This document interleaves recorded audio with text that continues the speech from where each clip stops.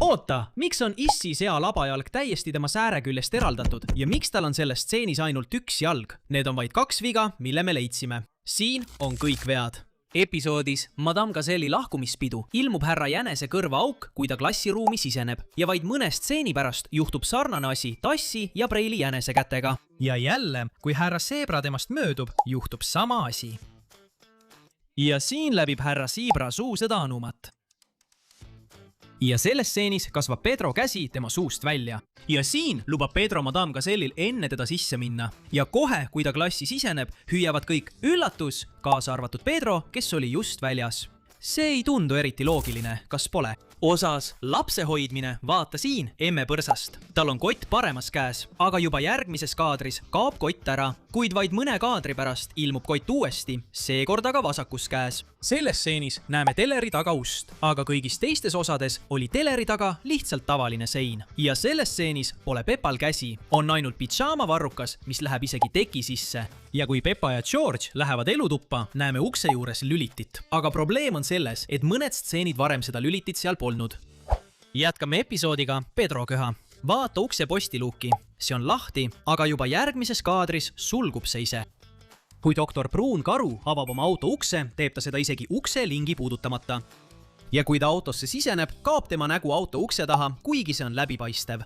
Kuid järgmises kaadris ilmub see jälle välja. Kui ta kooli jõuab, vaata hoolikalt. Kui ta klassiruumi siseneb, seisab ta otse ukse ees. Aga kui kaader eemaldub, on ta kuidagi võluväel uksest kaugemale liikunud. Ja kui osa algas, oli gloobuse vasakul pool tahvel, aga nüüd on see kadunud. Aga vaid mõned kaadrid hiljem ilmub tahvel uuesti, kuid seekord on gloobus kadunud. Pärast seda, kui doktor Pruun Karu annab Pedrole ravimit, ilmub gloobus tagasi. Ja lõpuks, kui laste vanemad saabuvad, lähevad asjad veelgi veidramaks. Kõigepealt näeme selgelt Issi siga, emme lammas, proua Jänes, proua koer, proua hobune ja härra Zebra saabuvad kooli. Kõik on seni korras. Aga kui nad klassiruumi sisenevad, ilmub proua kass äkitselt justkui tühjast kohast. Ja oota nüüd, kust ilmus härra hobune? Varem oli selgelt proua hobune roolis. Lisaks proua Jänes ja proua koer kadusid justkui õhku.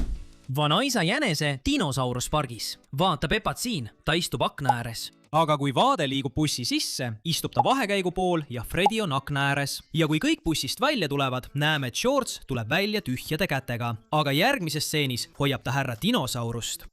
Metslille metsas vaatab Penny jääkaru. Ta kannab oma tavalisi musta värvi prille, aga viga on selles, et kui ta paneb selga lille kostüümi, muutub tema prillide värv oranžiks. Episoodis Tee üles kaevamine kohe alguses, kui pere hakkab autosse istuma, vaata siin emme sea jalgu. Need lähevad otse läbi rehvi.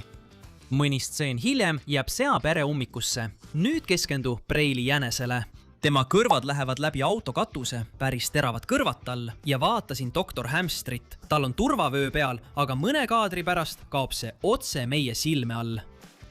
Ja selles stseenis vaata, kui palju koonuseid on katkise toru ümber. Neid on 5. Aga kohe, kui Hrnina Sarvik hakkab kaevama, on näha ainult 2 koonust. Episoodis doktor Hamstri kilpkon kohe alguses, kui vaatame doktor Hamstri selja taha, näeme avatud papist kasti, mille sees on hein. Ja vaid mõne stseeni pärast näeme seda kasti uuesti, aga seekord on see suletud. Ja vaata ka Pepat ja Suusi siin, nad istuvad kõrvuti. Aga kui kaamera zoomib sisse, istub Pepa Suusi ees. Samuti istub kassi Kati Breti rebase ees. Aga vaid 2 sekundit hiljem istub Freddy nüüd kassi Kati ees. Ja kui Pedro sisse astub, ilmub Pepa äkitselt kassi Kati ja Freddy vahele. Kui doktor Hamster näitab lastel oma kilpkonna, näeme tema selja taga kappi. Aga vaid mõne kaadri pärast kaob see ära. Ja lõpuks, kui kilpkon jääb puu otsa kinni, helistab doktor Hamster tuletõrje depoosse. Kui tuletõrje auto sõidab päästekoha poole, näeme Candy Cati autos istumas. Aga probleem on selles, et just hetk tagasi nägime teda koos teiste lastega. Osas vanaisa sea arvuti lähevad Pepa ja George vanaisa juurde, et oma kella parandada. Kui Pepa annab vanaisal oma katki läinud kella, ripuvad mõlemad seierid allapoole. Aga kui vanaisa siga oma kuuri siseneb, muutuvad kella seierite asendid. Ja kui ta on juba kuuris, lähevad seierid jälle tagasi oma algsesse asendisse. Samuti polnud seda üleskeeramisvõtit varem seal. See ilmus justkui ei kusagilt. Ja selles stseenis läheb vanaisa sea käsi otse läbi raamatu. Ja siin, kui me vaatame otse kella taha, näeme tööriistakorvi. Kuid mõne hetke pärast kaob korv maagiliselt ära. Aga kui vanaisa sigakella parandab, ilmub korv jälle välja. Pöörake tähelepanu ka sellele naeltega purgile ja piustuspudelile, sest kui pilt zoomib Pepale ja George'ile sisse, kaovad mõlemad esemed ära. Nüüd liigume edasi episoodi padjakindlus juurde. On külm talvepäev ja Pepa, George ning Issi siga ehitavad kindlust. Kui Issi siga läheb oma tuppa asju võtma, vaadake hoolikalt. Tal on mõlemas käes padi. Kuidas ta siis linu hoiab? See lihtsalt püsib tema küljes ilma igasuguse toeta. Samuti hiljem episoodis, kui emme siga oma tuppa piilub, on kõikjal segadus ja kapp on lahti. Aga kui Issi siga toast lahkus, ei avanud ta kappi ega teinud mingit segadust. Kas varas tuli sisse või mis? Ja lõpuks, vaata seda roosat taskulampi siin. Sellel on kollane nupp, aga lõpus, kui me näeme sama roosat taskulampi, on selle nupp sinine. Osas plokkflöödid näeme kohe alguses, et karbis on 9 plokkflööti, aga vaid mõne kaadri pärast, kui Madame Gazelle ütleb lastele, et nad võtaksid plokkflöödid, näeme ainult 7. Ja mõned stseenid hiljem näeme, et igal lapsel on plokkflööt käes. Aga kuidas see võimalik on? Siin on 12 last, aga plokkflööte oli ainult 7. Kui kool läbi saab, näeme, kuidas Issi põrsas ja emme põrsas saabuvad oma autoga. Aga kui nad koju jõuavad, on autos ainult emme põrsas ja Issi põrsas on juba majas teed joomas. Osa maasikad on täis väikeseid vigu. Kui me esimest korda näeme Preili jänese maasikafarmi, on tema kõrval ukse juures üks lill. Aga kohe, kui stseenile lähemale suumitakse, on lill kadunud. Siis, kui Preili jänes farmi tutvustab, ilmub äkitselt mitu korvi, mida polnud seal, kui me sama kohta mõned sekundid varem nägime. Ja lõpuks, kui Pepa uhkustab, kui palju maasikaid ta korjas, vahetab üks George'i korvis olev maasikas kaadrite vahel iseenesest asukohta. Episoodis Kylie känguru on jalanõude probleem. Kui me näeme esimest korda Rebekat, kannab ta saapaid, kuid vaid mõne kaadri pärast on tal jalas tavalised kingad. Ka Dannil on sel hetkel tavalised kingad jalas. Aga siis hakkab vihma sadama ja lapsed jooksevad maja poole. Ja äkitselt on nii Dannil kui ka Rebekal jälle saapad jalas. Kumbki neist ei jõudnud jalanõusid vahetada. Tundub, et vihmaga tuli kõigile tasuta saapauuendus kaasa.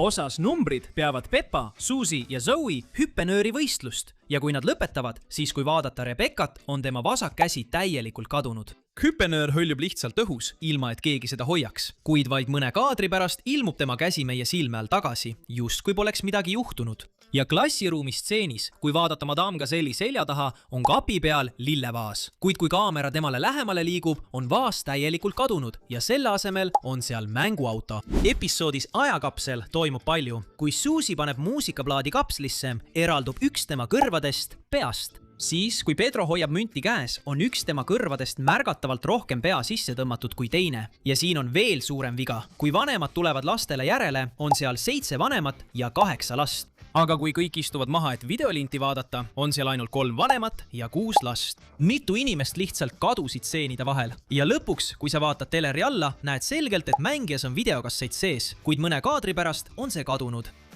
Nüüd räägime episoodist Issi saab vormi, sest selles on mõned suurepärased näited. Kui Pepa, Georg ja emme siga vaatavad telerist Herr Kartulit, ei kanna ta mütsi.